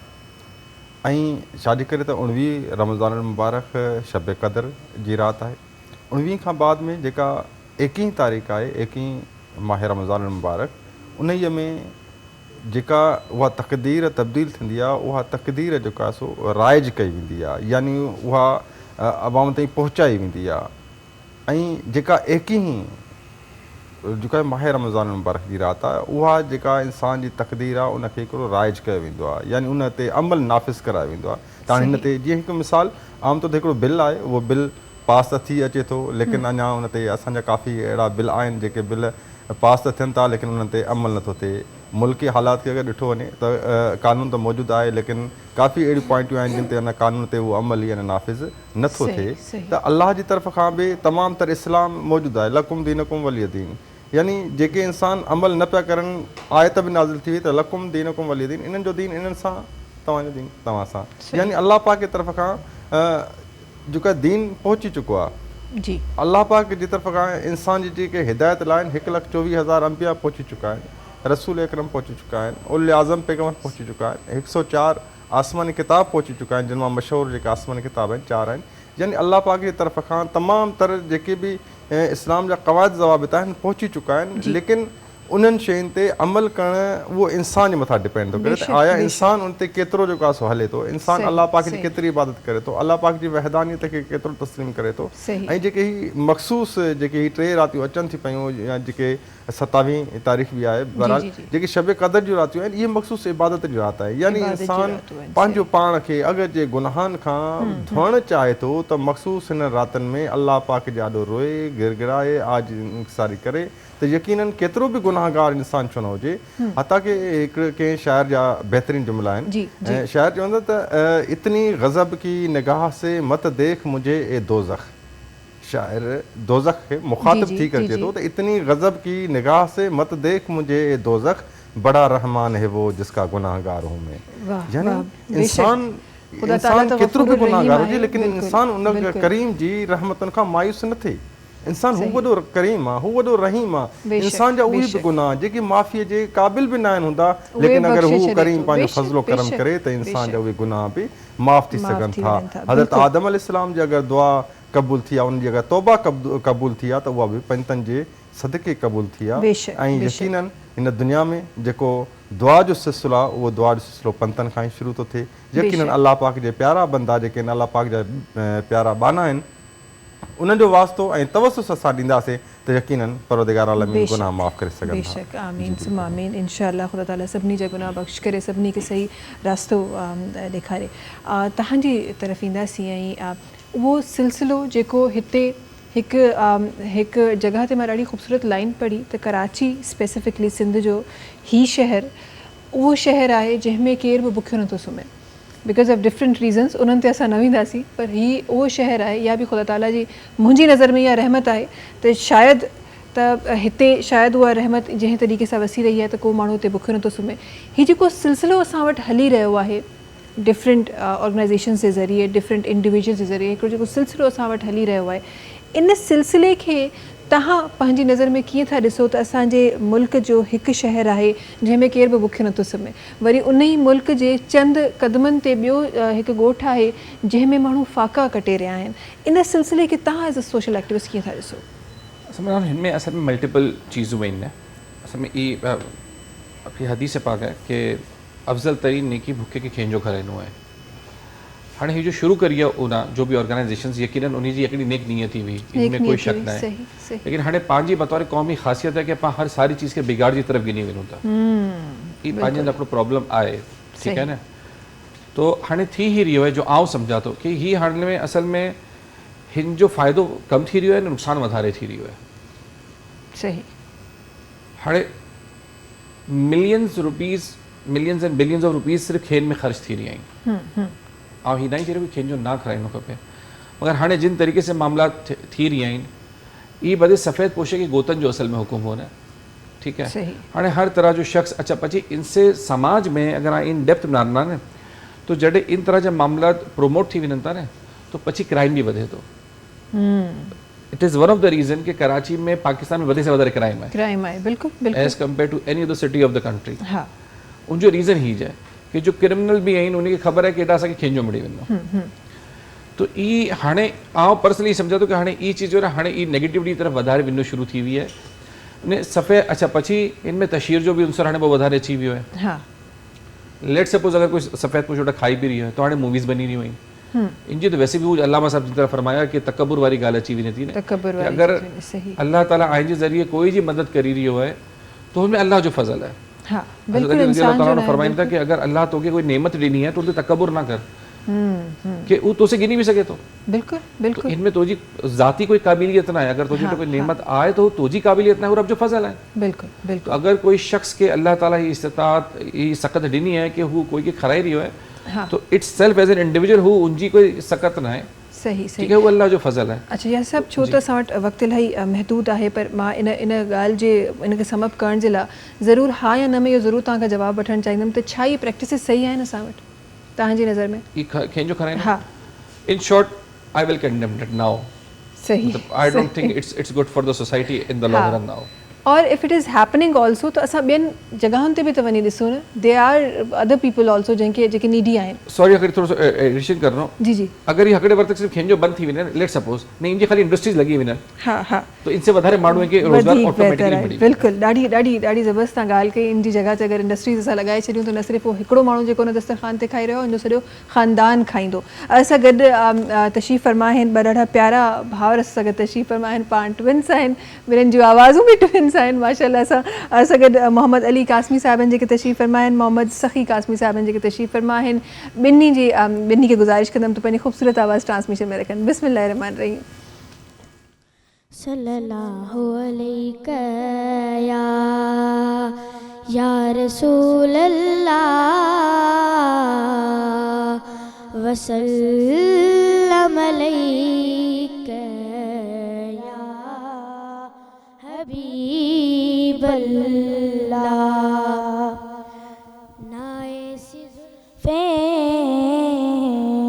नाए सचेहरा न यूं किसी पे शबाब होगा, ना ऐसी जुल्फे ना ऐसा चेहरा न यूं किसी पे शबाब होगा। जवाब होंगे सभी के लेकिन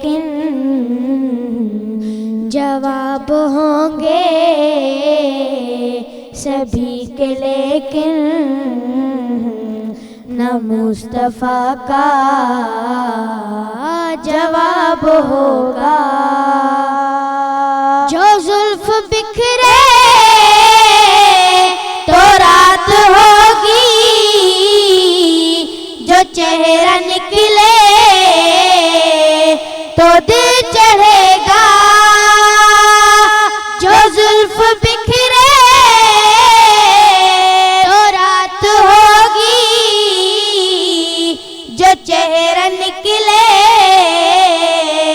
تو دل چڑھے گا. پسینہ کا گرے گا جس پر، پسینہ ان کا گرے گا جس پر،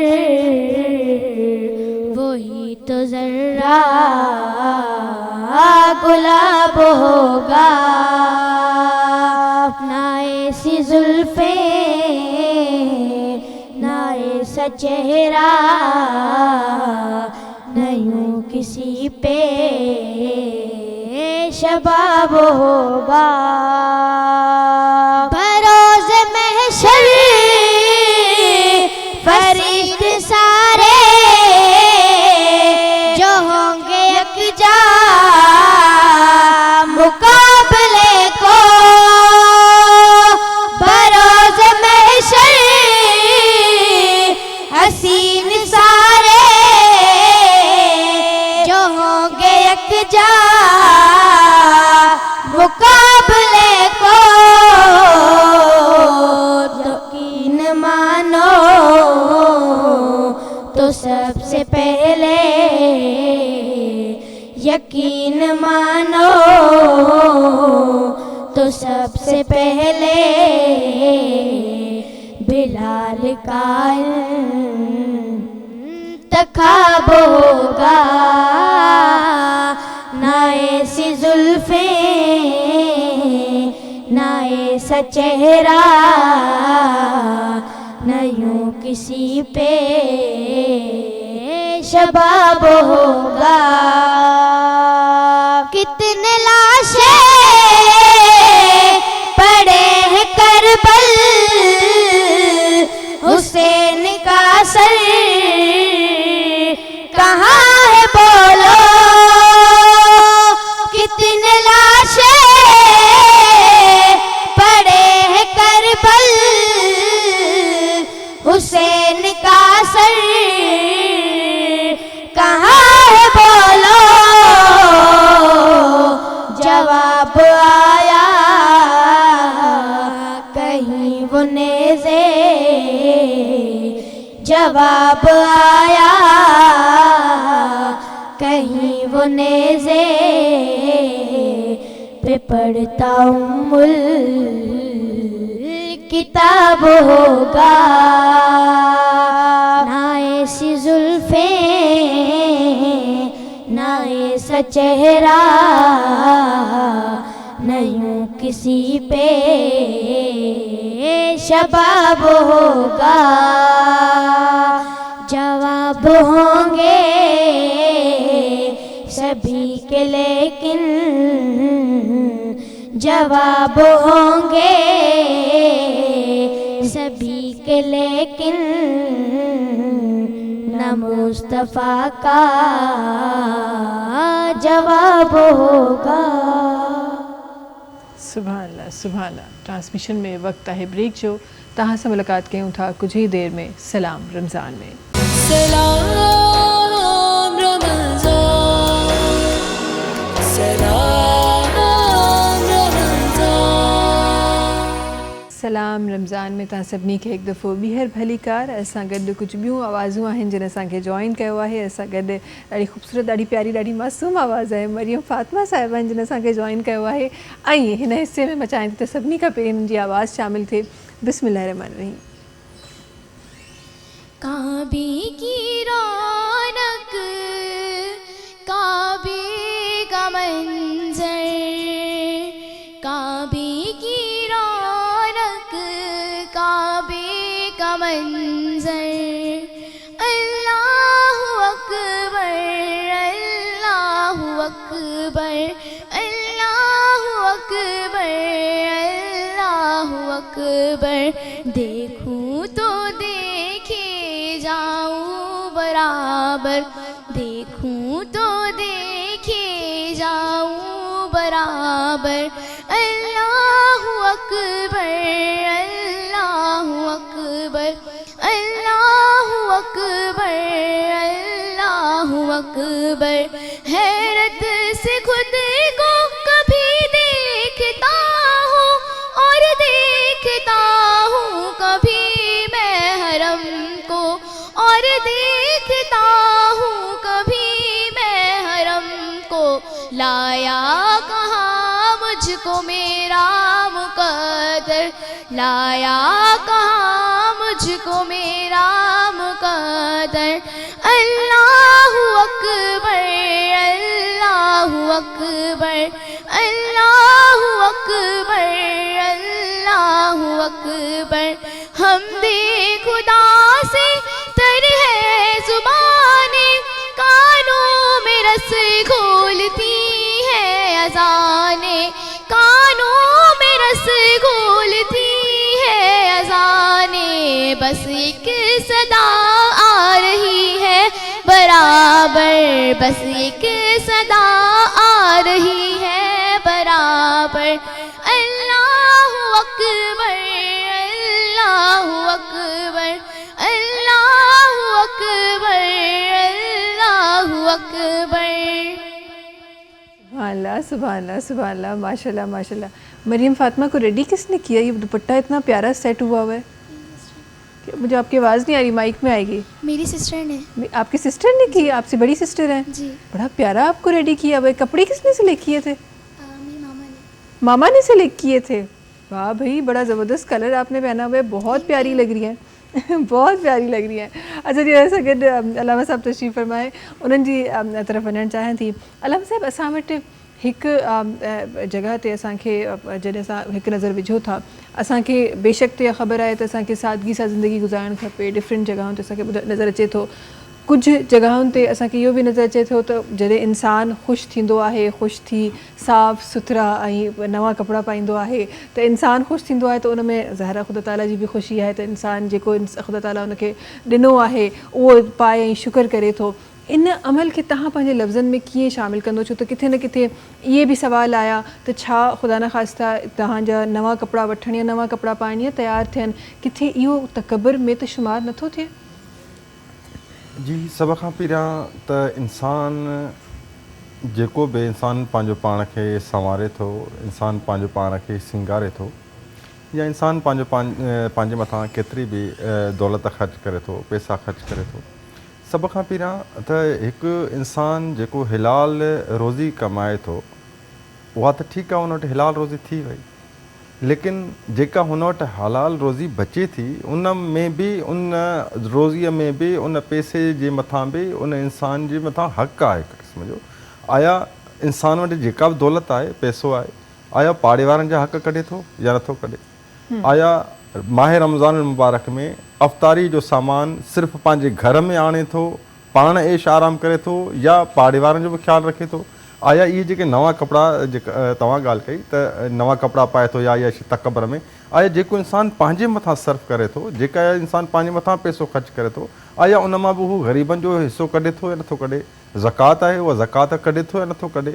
आया हलाल रोज़ी कमाइण त इबादत आहे, उहा हलाल रोज़ी पाण वटि अची वई, लेकिन हक़ीक़त में उहा हलाल तॾहिं थिए थी जॾहिं उन मां असां ग़रीबनि ऐं मिसकिननि जो हिसो कढूं था। सही, सिर्फ़ु महिनत करणु हलाल रोज़ी आहे, लेकिन उन खां बाद में इंसान जी काफ़ी बिज़नेसमैन हूंदा आहिनि, इंसान उहे इंसान वटि काफ़ी पैसो अची थो वञे, ठीकु आहे, उन्हनि जो हिकिड़ो जाइज़ बिज़नेस आहे, लेकिन जाइज़ बिज़नेस खां बाद में हुन वटि आयल पैसो पाक तॾहिं थींदो जॾहिं उन मां जेको ग़रीबनि जो हिसो आहे उहो ग़रीबनि जो हिसो निकिरे, मिसकिननि जो हिसो निकिरे, तॾहिं उहा दौलत पाक थिए थी। उन हिसे करण खां बाद में इंसानु पंहिंजो पाण ते जेको ख़र्च करे थो, उन ख़र्च में बि जेका आइमा मासूम अलैहिस्सलाम जी तरफ़ खां जेका ताक़ीद कई वई आहे उहा आहे सादगी। इंसानु जेतिरो थी सघे इंसानु पंहिंजे हिकिड़ो सादगीअ में वक़्तु गुज़ारे।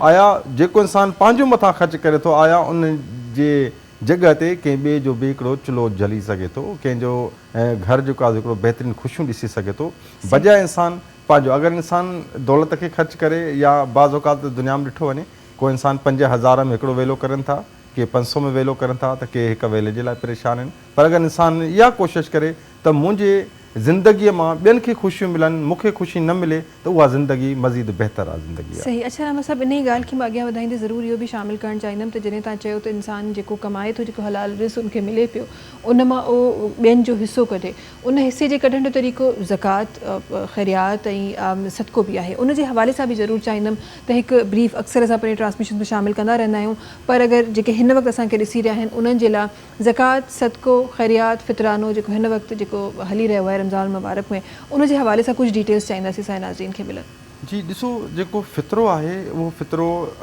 ईद ते मतिलबु हूअं वाजिबु थिए थो। जी जी जी ठीकु, उहो फ़ितरो निकिरंदो आहे। जेका इंसानु पंहिंजी ख़ुराक इस्तेमालु कयो, जेका जिन्स उन जॻह थिए थी, अनाज आहे या बाज़ औक़ात जेका खजूर आहे, किशमिश आहे, या जेका हुन वटि ज़्यादा थिए थी, उन जी जेका 3 किलो जेका रक़म आहे, उहा रक़म जेका हिकिड़ा फ़ितरे जे तौर ते हूंदी आहे। बाज़ औक़ात हिकु जेका सो तव्हांजे सवाल जे मुताबिक़ ई मां हिकिड़ो पैगाम ॾियणु चाहियां थो त ॾिसो, बाज़ औक़ात छा हूंदो आहे त असां जंहिं ॾींहुं ईद जो थींदी आहे, पहिरीं शवाल थींदी आहे, नमाज़ खां पहिरियां असां फ़ितरो कढंदा आहियूं। लेकिन मुंहिंजो सवालु उन्हनि अशख़ास खां, उन्हनि मोमिननि ॿारनि खां, उन दोस्तनि खां आहे त आया तव्हां जो ईद जे ॾींहुं फ़ितरो कढो था, तव्हां ग़रीबनि मिसकिननि में ॾियो था तव्हां, त आया उहे जेको तव्हां फ़ितरो ॾियो था, उहे ग़रीब मिसकिन ईद जे सुबुह जो उहे छा कंदा? सही। छा उहे ईद जे सुबुह जो शॉपिंग कराईंदा? उहो तव्हांजो पैसो हुनजे कहिड़े कम जो आहे? सही सही। इहो आया उहो फ़ितरे जो असुलु जेको तरीक़ो आहे, उहो तरीक़ो छा आहे? तरीक़ो इहो आहे, ईअं बि थी सघे थो त तव्हां ईद खां पहिरियां, जीअं मिसाल हीअ ॾींहं हली रहिया आहिनि, ईद में 10-12 ॾींहं न आहिनि, त उन खां पहिरियां तव्हां जेको बि तव्हांजे मथां फ़ितरो थिए थो, तव्हां जेके बि घर जा अफ़राद आहिनि, उन्हनि अफ़राद जे मुताबिक़ तव्हां उहो फ़ितरो तव्हां कंहिं ग़रीब मिसकिन खे तव्हां ॾेई सघो था। सही सही। हुनखे तव्हां ॾेई सघो था त हीअ तव्हांजी ज़रूरत आहे, तव्हां जेका शइ शॉपिंग कयो, पंहिंजे बच्चनि जे लाइ का शइ तव्हांखे वठणी आहे, तव्हां वठो, इस्तेमालु कयो, त जीअं उहो पंहिंजे बच्चनि जे खे ख़ुशी ॾेई सघे, पंहिंजे बच्चनि जा उहो कपिड़ा वठी सघे, पंहिंजे बच्चनि जी उहो शॉपिंग करे वठे, ऐं अगरि जो उनखे ईद जे सुबुह जो मिलंदो त हू पंहिंजे बच्चनि खे उहा ख़ुशी उन पैसा मां न ॾेई सघंदो। सही। अलामा साहब, छो त असां प्रोग्राम जे इख़्तिताम जी तरफ़ आहियूं त मुख़्तसरन ज़रूरु इहो तव्हां खां पुछणु चाहींदमि त जेको ज़कात, सदको, ख़ैरियात आहे, छा उन जो किथे को हिकु मख़सूस टाइम लिखियलु आहे? ॾिसो त ज़कात जो आहे, ॾिसो अवल त जेको फ़ितरो आहे, उहो फ़ितरो हिकिड़ो जिस्मानी इबादत आहे, ऐं उहो असांखे मख़सूस कढियो वेंदो आहे ईद ॾींहुं। जेको सदको आहे, उन सदके जे लाइ को मख़सूस ॾींहुं जेका उहो ज़्यादातर फ़ोक़ियत जेका सदको तव्हां हर वक़्तु करे सघो था, लेकिन जेको जुमे जो ॾींहुं आहे, उन जुमे जो ॾींहुं शब जुमा जेको आहे उन सदके जी वरी ज़्यादा हिकु फज़ीलत हूंदी आहे। जीअं आम ॾींहं में तव्हां रोज़ो रखो था, उनजी पंहिंजी फज़ीलत आहे, लेकिन जेको माह रमज़ान में तव्हां रोज़ो रखो था, उनजी हिकिड़ी पंहिंजी फज़ीलत हूंदी आहे। ठीकु आहे। जेको ख़ुम्स हूंदो आहे, उहो ख़ुम्स जेको आहे उहो साल ते हिकिड़ो कढियो वेंदो आहे। बाक़ी आम तौर ते अगरि तव्हां साहिब वुसत आहियो, केॾी महिल तव्हां कंहिं ग़रीब मिस्किन जी तव्हां हेल्प करे सघो था, मदद करे सघो था, त इहो तव्हांजी पंहिंजो हिकिड़ो अवर टाइम खिचे वञे त उहो तव्हांखे ओतिरो वधीक सवाब मिले। ॾाढी तव्हां ज़बरदस्त ॻाल्हि कई आहे त असां रमज़ान मुबारक में बि अल्हम्दुलिल्लाह असां रमज़ान मुबारक में त ॾिसंदा आहियूं त माण्हू तमामु प्रैक्टिसिस कंदा आहिनि, पर अगरि सॼो साल अगरि असां इहे इंसानियत जी ख़िदमत कंदा रहियूं त केॾो न ख़ूबसूरत हुजे, केॾो न ख़ूब हुजे। मोहम्मद आसिफ़ साहिब, तव्हांजी तरफ़ अचणु चाहींदमि, इख़्तिताम जी तरफ़ आहियूं। हींअर जेके माण्हू असांखे ॾिसी रहिया आहिनि, उहे माण्हू जेके ॾेई सघनि था, जेके सर्विसिस ई सही, बेशक पैसनि में न ॾियण जे अमल खे मां पैसनि में नथी ॻंढणु चाहियां, बिकॉज़ ॾियण त चवंदा आहिनि त कंहिंखे हिकु मुस्कुराहट बि तव्हां ॾियो था त उहा बि हिकु क़ीमती शइ आहे। सो जेके माण्हू ॾेई सघनि था उन्हनि जे लाइ बि, ऐं उहे जेके माण्हू नीडी आहिनि, जिन खे ज़रूरत आहे, उन्हनि जे लाइ बि तव्हां पंहिंजे एक्सपीरियंसिस मां छा मैसेज ॾियणु चाहींदो? अल्लाह जी रसूल जी हदीस है, वो मशहूर मारूफ़ है, अक्सर कोट करण में अची थी कि कोई शख्स हुन वक़्त तक मोमिन नहीं थी सघंदो कि जो पोते लाइ पसंदि करे तो बीए लाइ पसंदि करे ना करे। सही सही। तो जो चीज़ आई पोते जे बच्चे लाइ पसंदि करे रही आहियो, जो चीज़ आई पोते जी ज़रूरत लाइ पसंदि करे रही आहियो, हू चीज़ अगर आई नीडी लाइ पसंदि करो था, that is the main criteria. ये बदे से सिंपल है। अगर आई पोते जे बच्चे लाइ इल्म पसंद करो तो ॿिए जे बच्चे लाइ हू पसंद करो। सही। जो लिबास पसंद करो तो हू पसंद करो। जिन तरह आई पर्दा पोशी में चीज़ों करो था घर के मामलात में, कोई दीन गिरन के हवाले से, तो आई चैरिटी भी उन तरह से करो। पछी दीनू ने पछी 5 किलो जे अटे की थैली 5 माण्हू ॾी रही आहिनि ने पछी उनकी तस्वीरूं सोशल मीडिया ते वायरल थी रही है, तो प्लीज़ ही ना करावा एटलीस्ट ना। ई एम्बेरसमेंट है, कोई जी दिल आज़ारी है, नहीं मदद ना ही तज़लील है। تو جو بھی آئیں مدد کر رہی ہے وہ کوئی بھی اسپیکٹ میں, چاہے سروسز وائز, فائنینشلی, تو ان کے پوتے نے رب جے درمیان روڑ لیو. بس یہ جو میسیج ہے. صحیح زبردست وری مہربانی तव्हां ॿिन्ही जी असांजी ट्रांसमिशन में शामिल थियण जी. नाज़रीन तव्हांखे ॿुधाईंदा हलूं त ट्रांसमिशन में असां सां गॾु असांजा स्पॉन्सर्स बि हूंदा आहिनि. हिन ट्रांसमिशन खे स्पॉन्सर कयो आहे Tooba Pearl City. Saba Enterprises Builders and Developers जो ही प्रोजेक्ट आहे तूबा पर्ल सिटी, जेको 80, 120, 150 ऐं 200 गज़ जा रिहाइशी 200 खां 400 गज़ जा कमर्शियल प्लॉट्स ऑफर करे रहियो आहे. मेन नेशनल हाईवे ते ही मौजूदु आहे. 6 सालनि जी आसान किस्तनि में तव्हांखे मिली रहियो आहे तूबा पर्ल सिटी. ऐं जेकॾहिं तव्हां 100% पेमेंट हीअं ॾियणु चाहियो था त 40% डिस्काउंट तव्हांखे मिली रहियो आहे. ऐं जेकॾहिं तव्हां सिन टीवी जा व्यूअर आहियो त 25% मज़ीद डिस्काउंट तव्हांखे ॾेई रहियो आहे तूबा पर्ल सिटी. इन सां गॾोगॾु ट्रांसमिशन खे स्पॉन्सर कयो आहे सुपर बिस्किट्स. सुपर बिस्किट्स जंहिंजे लाइ चयो वियो आहे त सीधी सादी ख़ुशी है सुपर. ट्रांसमिशन खे स्पॉन्सर कयो आहे करशी जाम शीरी. करशी जाम शीरी जेको लाइफ लाइट रिफ्रेशिंग आहे. करशी जाम शीरी जेको रौनकी रमज़ान आहे. करशी जाम शीरी रमज़ान जी ट्रेडिशन आहे. करशी जाम शीरी ख़ालिस आहे ऐं 100% प्योर अर्कियात सां ठहियलु आहे. करशी जाम शीरी न सिर्फ़ु मशरूबात में बल्कि डिफरेंट जेके डिज़र्ट्स आहिनि उनजी टॉपिंग्स में बि इस्तेमालु थिए थो. करशी जाम शीरी तव्हांखे रिफ्रेश करे छॾींदो आहे. तॾहिं सहर ऐं अफ़्तार ते असां सां गॾु हूंदो आहे.